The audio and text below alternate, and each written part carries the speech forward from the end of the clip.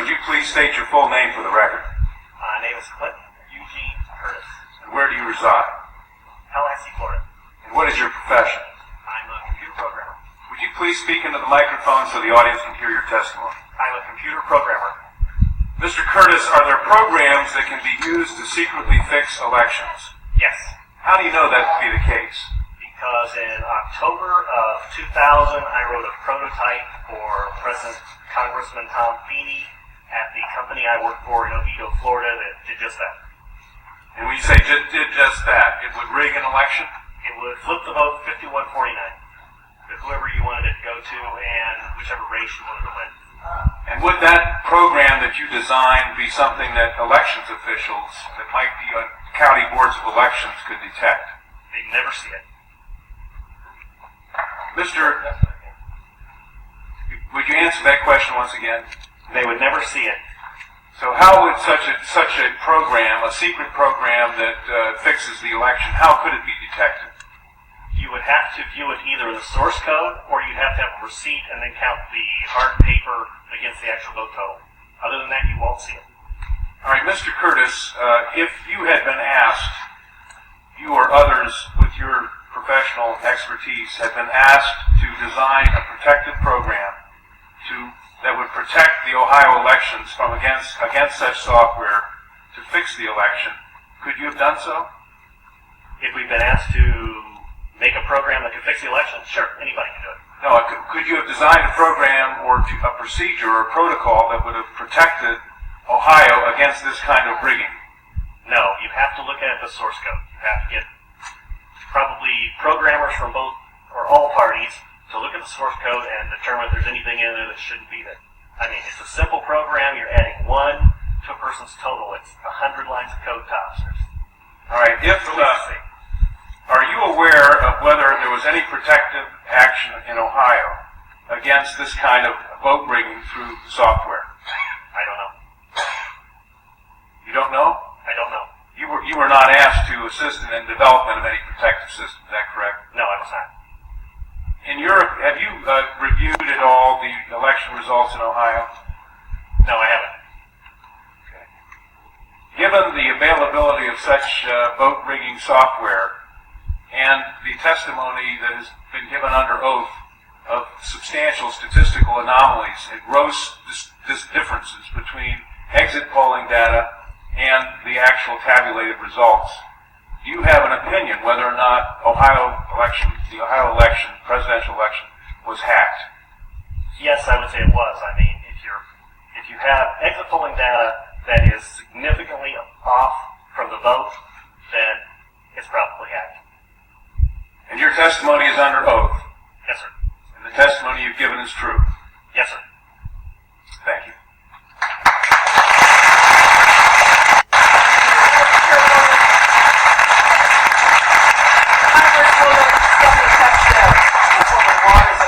The same question. Back to the podium. Who did you say you were asked to prepare? I was asked by Tom Feeney. He's now a congressman. At that time, he was Speaker of the House of Florida, Yang Enterprises, which was the company I work for, lobbyist, and their corporate attorney. He wore a lot of hats. And at the time, he was the Speaker of the House of Florida. Is that what you said? Yes. Okay, thank you. Congressman.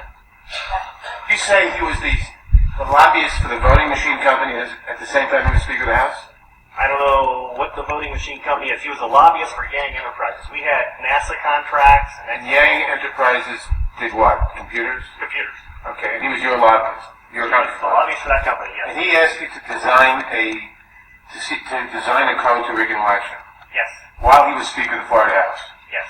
This was during or previous to the 2000 election? Yes, October into September. And did he ever express why he wanted a code to rig an election? No, I immediately assumed that they were trying to keep you guys from cheating them. So I wrote up the documentation of what you would look for in the source code, how you would make sure that you didn't get, taken advantage of, make sure that all voting machines had receipts, because that way you could back count the ones that looked a little funny. And I handed it over. By receipts, you mean a paper trail? Yes, paper trail. And I handed that in to Mrs. Yang and said, here's your report, here's your program. And she said, you don't understand, we need to hide the fraud in the source code. Hide the fraud, not reveal it. Not reveal the fraud because it's needed to control the vote in South Florida, was what she said. That's what she said. That's To what your knowledge, was this used? I have no idea. I was ready to leave. So I retired and left the company. Your testimony a moment ago, I think you said just before you left, in answer to Congresswoman Tubbs Jones' question. Would you just repeat what you said in terms of the exit polls? Oh, the exit polls should not be significantly different from the vote. And if they were, you would conclude what? I would conclude someone playing with a vote. Now with the exit polls? That's possible too. Okay, I was going to ask why Something is definitely skewed. something is skewed in one or the other about. Right. To select which one, you'd have to see where the problem is. Let me ask you one further question. Assuming for the moment that such software, that's what you call it, such software to rig a vote was used in one or more machines in Ohio or in Florida, could you today detect that if you looked at the source code? If you get the machines and they have not been patched yet, I mean, once they get in touch them, anything can happen. You can also set timers to that, but then you see the timers. Then you'd have to take those machines, decompile them, which I couldn't do, but possibly a Microsoft, MIT, something to do. You might be able to see it. You might. Depends on how good they are at destroying what they had. Destroying what they had by tampering with the machine afterwards, or by programming a destroyed instruction in the first place? Right, because since you didn't... Both? Either or both? Either or both. You didn't actually see what's in there, so you don't know if the code is running in a single executable or running in various modules. If it's running modules, you can make the code actually eat itself. Let me ask you one further question. I've been told that people who assume that parts of the election results, or that a large fraction of the election result in any state may have been affected by deliberate fraud in the computer, are paranoid because in order to do that, you have to have access to thousands of machines, and that would be readily detectable. To what extent is that true? It depends on the technology you use. If you did a central tabulation machine that fed in, all you have to do is set a flag. You set a flag, the central tabulation machine would then flip your vote. So one person putting in bad code in a central tabulation machine could affect thousands and thousands or tens of thousands of votes. Right. And you could activate either automatically, or you could make it so that there's code existing on like an electronic machine that feeds it, where you would punch it in, it would set the flag, the server would see the flag, and then. And if you had a recount, and there were no paper trail, would that be, assuming that had happened, would that be revealable by seeing a discrepancy between what the central tabulator showed and what the individual machines, which had not been tampered with, showed? Not if I wrote it. Why not? In other words, I would make it match. You could work back from the tabulator to the individual machines, so the tabulator would tell the machines to switch their results? Yes. Talks both ways. Look Congressman, at whatever you need. And they actually do talk to each other, the Yes. machines As long and as the they're hooked up, as long as it's networked together, they can talk to each other. So in other words, there's absolutely no assurance whatsoever on anything with regard to these machines. Absolutely none, unless you look at the source code and make sure it's safe before it goes in. Thank you very much. Thank you, Congressman Mathers. I know that Congresswoman Waters has questions, then Senator Miller, and then Congresswoman Stephanie Tubbs Jones. this will only take a moment if you would come back to the... I'm new at this. As you know, there has been a lot of discussion about, I think it was Diebold company, their relationship to the president and the administration, and supposedly comments about helping to ensure that the president was reelected. In your world, in your environment, have you heard any of this kind of discussion? Do you know people from Diebold? Do you have any sense of any actions that may have been taken? I don't know anything about that at all. Thank you. Sorry. Senator Miller? Thank you, Madam Chair. Sir, I suspect people will attack you in terms of your credibility. Could you restate once again your credentials? I'm a programmer. I worked for NASA, worked for Exxon-Mobil, worked for Florida Department of Transportation, and other elements of my story, because this company, well, let's get into it. Why not? This company also had NASA contracts, and they were basically downloading tons of information, I mean gigabytes worth, and handing them off to this little Chinese guy named Henry Nee. And it seemed right, and he was hacking things, and I wrote a program for DOT that allowed contractors to send their information into DOT, and he was kind of the quality assurance guy for software. He put a wiretapping module in the program that went out to the contractors so that it actually sent everything they sent back to Yang. So I reported all this, and just last March, I think, he was arrested for attempting to send anti-tank missile chips to the capital of Communist China. So, if that's correct, this is such a small thing. Of course, I think he only got a $100 fine. And no time. Thank you. Congresswoman Stephanie Tubbs Jones. Thank you. Thank you. We are now going to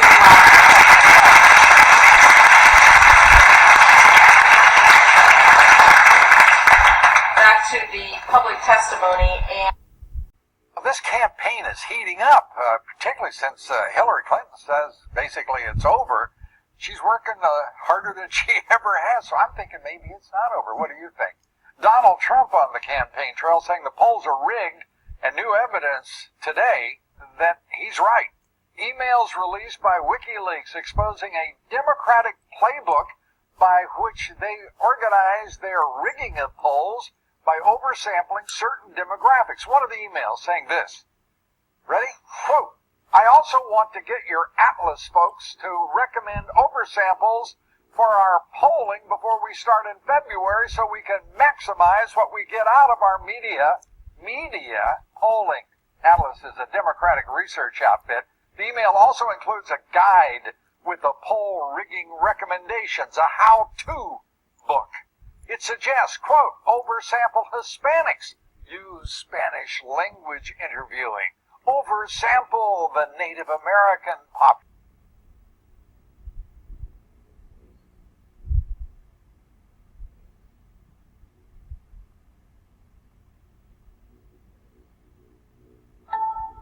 In an electronic voting machine, you don't have a little guy inside the machine taking dictation. You've heard about it. It says minus 16,022 votes.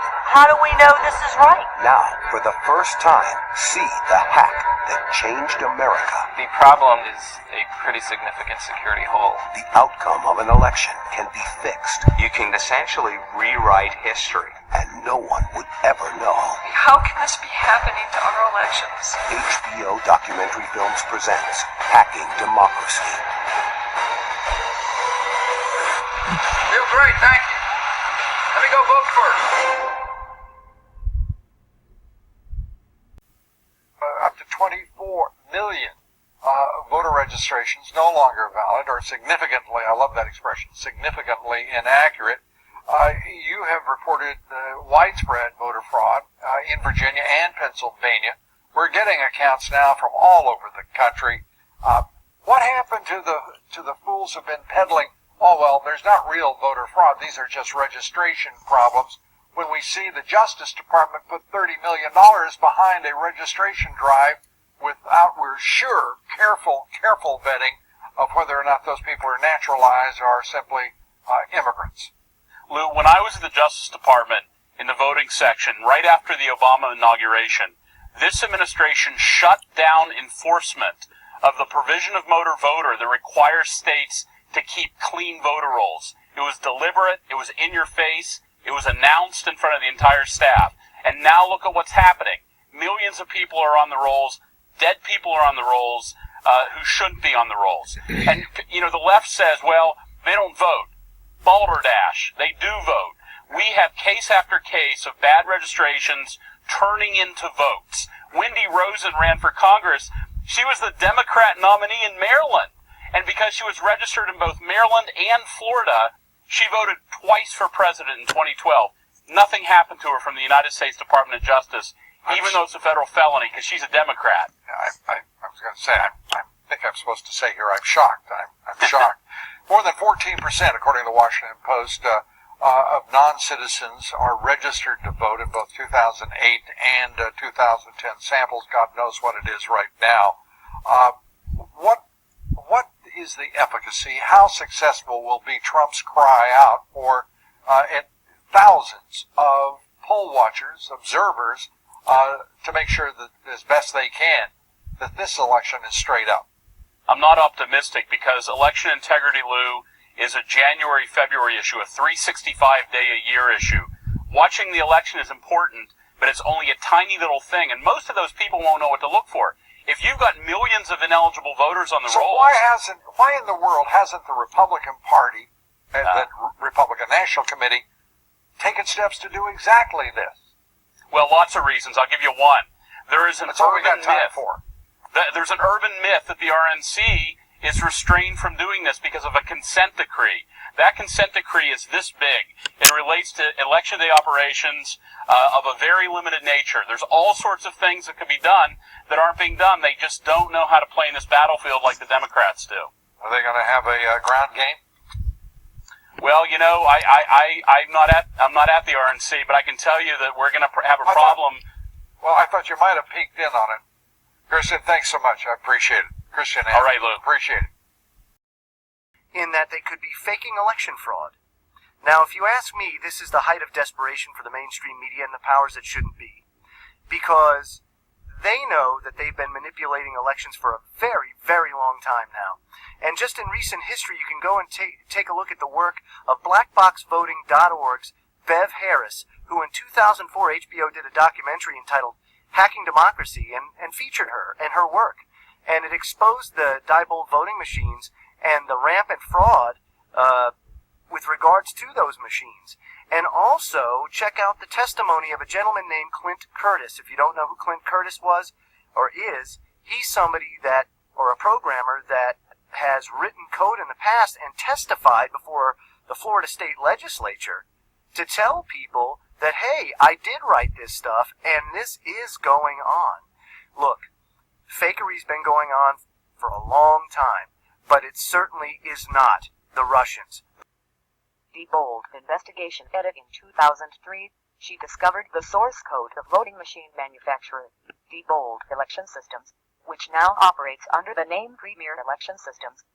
After examining these files, Harris wrote an article on July 8, 2003 detailing how to bypass passwords and manipulate election results on the Diebold GEMS Central Tally System. The information in Harris's article was subsequently confirmed by internal memos written by Diebold's own engineers.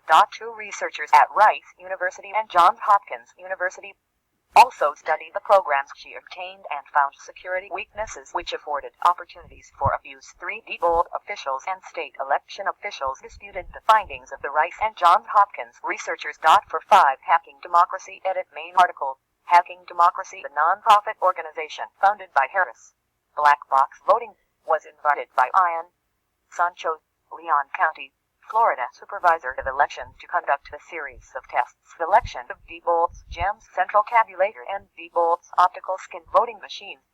The tests took place February 14, 2005, May 2, 2005, May 26, 2005, and December 13, 2005, and alleged to prove that Diebold machines were not secured and could be hacked and results altered. 6.